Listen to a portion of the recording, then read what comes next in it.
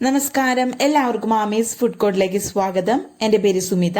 അപ്പം ഇന്ന് ഞാൻ വന്നിരിക്കുന്നത് ഒരു കിഡിലൻ കട്ട്ലൈറ്റിന്റെ റെസിപ്പി ആയിട്ടാണ്. കുട്ടികൾക്കും അതേപോലെ തന്നെ മുതിർന്നവർക്കും ഒരേപോലെ ഇഷ്ടപ്പെടുന്ന കിഡിലൻ ക്രിസ്പി ആയിട്ടുള്ള നല്ല ടേസ്റ്റി ആയിട്ടുള്ള ചിക്കൻ കട്ട്ലൈറ്റിന്റെ റെസിപ്പി ആയിട്ടാണ്. അപ്പം അതെങ്ങനെയാണ് ഉണ്ടാക്കുന്നതെന്നും കൂടി നമുക്ക് നോക്കാം. അപ്പോൾ നമുക്ക് ചിക്കൻ കട്ട്ലേറ്റ് റെഡിയാക്കാൻ തുടങ്ങാം. അപ്പോൾ അതിന് വേണ്ടിയിട്ട് ഞാൻ 300 ഗ്രാം ചിക്കനാണ് എടുത്തിരിക്കുന്നത്. ചിക്കൻ ഞാൻ വേവിച്ചെടുത്തിരിക്കുന്നതാണ് കേട്ടോ. ഒരു 1/4 ടീസ്പൂൺ മഞ്ഞൾപ്പൊടിയും ആവശ്യത്തിന് ഉപ്പും ചേർത്തിട്ട് നല്ലപോലെ വേവിച്ച് വെച്ചിരിക്കുന്ന ചിക്കനാണ്. എല്ലില്ലാത്ത ചിക്കനാണ് കേട്ടോ എടുത്തിരിക്കുന്നത്. ഇനി ഈ ചിക്കൻ നമുക്ക് മിക്സിയുടെ ജാറിലിട്ടിട്ട് ഒന്ന് ക്രഷ് ചെയ്തെടുക്കണം. അപ്പോൾ ഒരുപാട് പേസ്റ്റ് രൂപത്തിലല്ല നമ്മൾ ഇത് അരച്ചെടുക്കുന്നത്. അപ്പോൾ നമ്മൾ ചിക്കനിൽ വെള്ളമൊക്കെ നല്ലപോലെ വേവിച്ചിട്ട് അതിൽ വെള്ളമൊക്കെ നല്ലപോലെ വറ്റിച്ചെടുത്തതാണ്.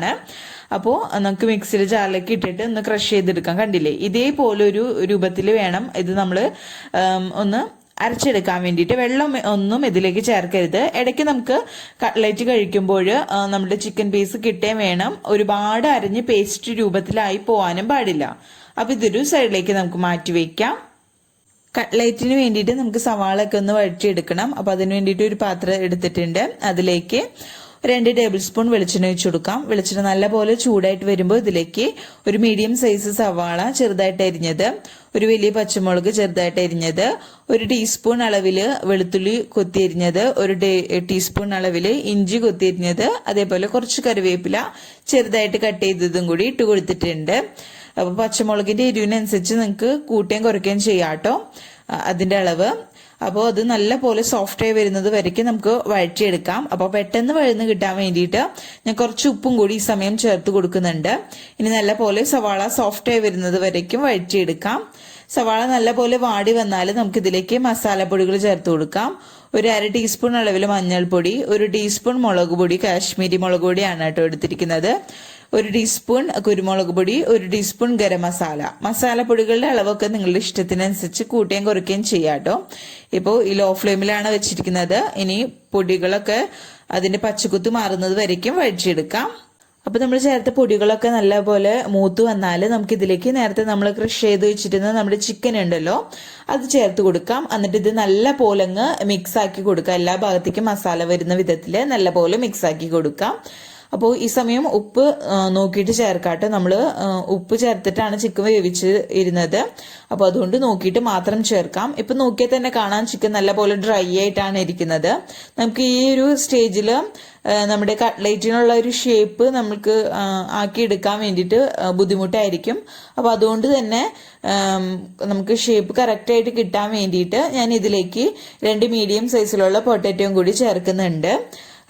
അപ്പോൾ അത് നല്ലപോലെ വേവിച്ചതിന് ശേഷം ഉടച്ചെടുത്തിരിക്കുന്നതാണ്. അതും കൂടി ചേർത്തിട്ട് നല്ല പോലെ നമ്മുടെ ചിക്കനായിട്ട് എല്ലാ ഭാഗത്തേക്ക് നല്ല പോലെ അങ്ങ് മിക്സ് ചെയ്തെടുക്കാം കേട്ടോ. പൊട്ടാറ്റോയില് ഞാൻ ഉപ്പ് ചേർത്തിട്ടുണ്ടായിരുന്നില്ല.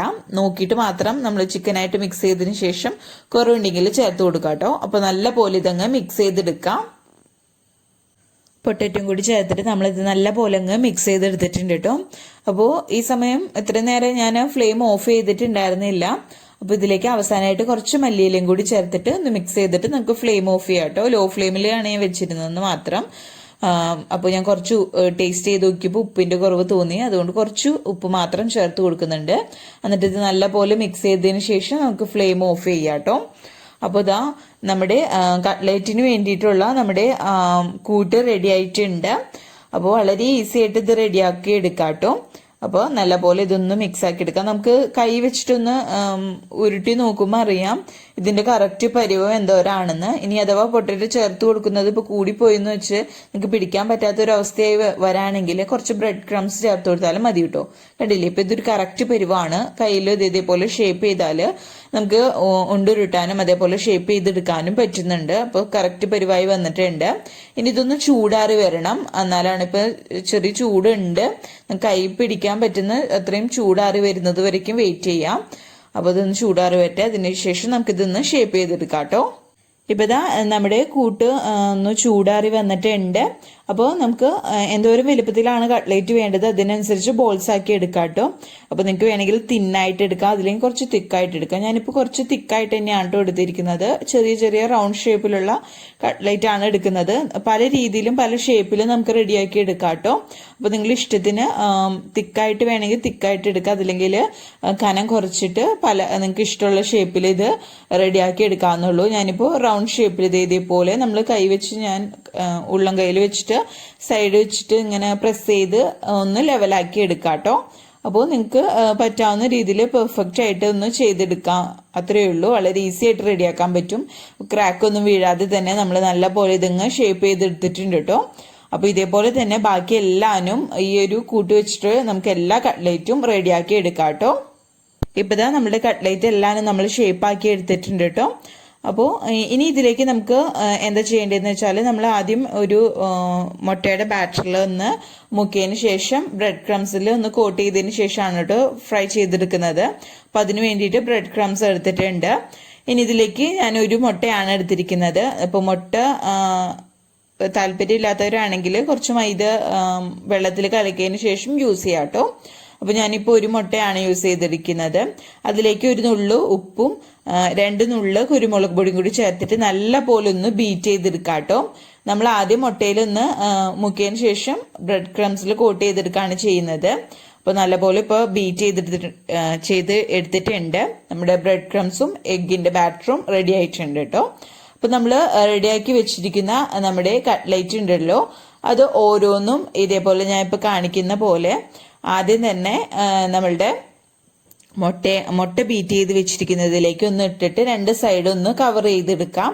അതിനുശേഷം പെട്ടെന്ന് തന്നെ അതിൽ നിന്ന് എടുത്തിട്ട് ബ്രെഡ് ക്രംസിലേക്ക് വെച്ചിട്ട് നല്ല പോലെ എല്ലാ സൈഡിലേക്കും ബ്രെഡ് ക്രംസ് ആകുന്ന വിധത്തിൽ നല്ല പോലെ ഇതങ്ങ് കോട്ട് ചെയ്തെടുക്കാം കേട്ടോ. കണ്ടില്ലേ, ഇതേപോലെ നല്ല പോലെ എല്ലാ ഭാഗത്തേക്കും വരുന്ന വിധത്തിൽ കോട്ട് ചെയ്തെടുക്കാം. അപ്പൊ ഇതേപോലെ തന്നെ ബാക്കി എല്ലാനും നമ്മൾ റെഡിയാക്കി എടുക്കണം. അതിനുശേഷം നമുക്കിത് ഫ്രൈ ചെയ്തെടുക്കാം കേട്ടോ. അപ്പൊ ഇതാ സൈഡിലൊക്കെ ഇതേപോലെ ഞാൻ കാണിക്കുന്ന പോലെ ആക്കി എടുത്തതിന് ശേഷം നമുക്കൊരു പ്ലേറ്റിലേക്ക് വെച്ച് കൊടുക്കാം. ബാക്കി എല്ലാനും ഇതേപോലെ തന്നെ നമുക്ക് റെഡിയാക്കി എടുക്കാം. ഇപ്പൊ ഇതാ എല്ലാ കട്ട്ലേറ്റും നമ്മൾ ബ്രെഡ് ക്രംസിൽ കോട്ട് ചെയ്തെടുത്തിട്ടുണ്ട്. ഇനി ഇതൊരു 15 മിനിറ്റ് നേരത്തേക്ക് ഞാൻ ഫ്രിഡ്ജിലൊന്ന് സെറ്റ് ആവാൻ വെക്കുന്നുണ്ട്. അതിനുശേഷം നമുക്ക് ഇതങ്ങ് ഫ്രൈ ചെയ്തെടുക്കാം കേട്ടോ. 15 മിനിറ്റ് കഴിഞ്ഞാൽ നമുക്ക് നമ്മുടെ കട്ട്ലേറ്റ് ഫ്രൈ ചെയ്യാം. അപ്പോൾ ഞാൻ ഓയിൽ ചൂടാക്കാൻ വെച്ചിരുന്നു. ഓയിൽ ചൂടായിട്ട് വരുമ്പോൾ നമുക്ക് ഇതിലേക്ക് നമ്മൾ റെഡിയാക്കി സെറ്റാക്കി വെച്ചിരിക്കുന്ന നമ്മുടെ കട്ട്ലേറ്റ് ഇട്ടിട്ട് നല്ല പോലെ ഒരു ലൈറ്റ് ഗോൾഡ് നിറായി വരുന്നത് വരയ്ക്കും, 2 സൈഡും ലൈറ്റ് ഗോൾഡ് നിറായി വരുന്നത് വരയ്ക്കും, നല്ല പോലെ നല്ല ക്രിസ്പി ആയി വരുന്നത് വരയ്ക്കും നമുക്ക് ഫ്രൈ ചെയ്തെടുക്കാം കേട്ടോ. അപ്പൊ ഞാനൊരു അത്യാവശ്യം കുഴിയുള്ള പാത്രത്തിൽ ഓരോന്ന് ഇട്ടിട്ടാണ് ഞാൻ അറ്റ് എ ടൈം ഓരോന്ന് ഇട്ടിട്ടാണ് ഫ്രൈ ചെയ്തെടുക്കുന്നത്. അപ്പൊ ഇതേപോലെ കുഴിയുള്ള പാത്രത്തിലാണെങ്കിൽ നമ്മുടെ കട്ട്ലേറ്റ് മുങ്ങിക്കിടക്കുകയും ചെയ്യും. അതേപോലെ തന്നെ ഒരേ പോലെ നമുക്ക് 2 സൈഡും നല്ല കളറിലും നല്ല പോലെ ഫ്രൈ ആയി കിട്ടും, നല്ല ക്രിസ്പി ആയിട്ട് അതേപോലെ വെന്ത് കിട്ടുകയും ചെയ്യും എല്ലാ ഭാഗവും. അപ്പൊ ഇതാ ഞാനിത് നല്ല പോലെ കളറ് ആയി വരുന്നത് വരയ്ക്കും, നല്ല ക്രിസ്പി ആയി വരുന്നത് വരയ്ക്കും ഫ്രൈ ചെയ്തെടുത്തിട്ടുണ്ട്. അപ്പൊ ഇത് നമുക്ക് കോരിയെടുക്കാം. ഇതേപോലെ എല്ലാനും ഫ്രൈ ചെയ്തെടുക്കാം. അപ്പൊ ഇതാ നമ്മൾ എല്ലാ കട്ട്ലേറ്റും ഇവിടെ ഫ്രൈ ചെയ്തെടുത്തിട്ടുണ്ട്. നല്ല കളറിലും അതേപോലെ തന്നെ നല്ല ക്രിസ്പി ആയിട്ടുള്ളൊരു കട്ട്ലേറ്റ് ആണ് റെഡിയാക്കി എടുത്തിരിക്കുന്നത്. കടയിൽ നിന്ന് വാങ്ങുന്ന അതേ ഒരു ലുക്കിലും അതേ ഒരു ടേസ്റ്റിലും തന്നെയാണ് ഇത് റെഡിയാക്കിയിരിക്കുന്നത്. അപ്പോൾ പുറത്ത് നല്ല ക്രിസ്പിയും ഉള്ളിൽ നല്ല സോഫ്റ്റ് ആയിട്ടുള്ള ഒരു കട്ട്ലേറ്റ് ആണ് കേട്ടോ. നല്ല ടേസ്റ്റ് ആണ് കഴിക്കാൻ വേണ്ടിയിട്ട്. അപ്പോൾ മസാലപ്പൊടികളുടെ അളവും ഉപ്പിന്റെ അളവൊക്കെ നോക്കിയിട്ട് മാത്രം ചേർക്കാം കേട്ടോ. നിങ്ങളുടെ ടേസ്റ്റിനനുസരിച്ച് മാത്രം മസാലപ്പൊടിയുടെ അളവ് ചേർത്ത് കൊടുക്കാം കേട്ടോ. അപ്പോൾ നല്ല ടേസ്റ്റി ആയിട്ടുള്ളൊരു കട്ട്ലേറ്റ് ആണ്. അപ്പോൾ നമുക്കിത് മയോണൈസിന്റെ കൂടെയോ അതല്ലെങ്കിൽ കെച്ചപ്പിന്റെ കൂടെയൊക്കെ കോമ്പിനേഷൻ രൂപത്തിൽ കഴിക്കാൻ നല്ല ടേസ്റ്റ് ആണ്. അപ്പോൾ വളരെ ഈസിയാണ് ഉണ്ടാക്കാനും. അപ്പോൾ ഇതൊന്ന് ട്രൈ ചെയ്ത് നോക്കുക. കുട്ടികൾക്കും അതേപോലെ വലിയവർക്കും ഒക്കെ ഇഷ്ടപ്പെടുന്ന ഒരു കിടിലൻ കട്ട്ലേറ്റ് ആണ് കേട്ടോ. അപ്പോൾ വീഡിയോ ഇഷ്ടപ്പെട്ടാൽ ലൈക്ക് ചെയ്യുക. അതേപോലെ ഫ്രണ്ട്സും റിലേറ്റീവ്സിനും ഒക്കെ വീഡിയോ ഷെയർ ചെയ്യാനും മറക്കരുത്. ആദ്യമായിട്ട് വീഡിയോ കാണുന്നവർ ആരെങ്കിലും ഉണ്ടെങ്കിൽ ചാനൽ സബ്സ്ക്രൈബ് ചെയ്യാനും മറക്കരുത്. അപ്പോൾ ബൈ, താങ്ക്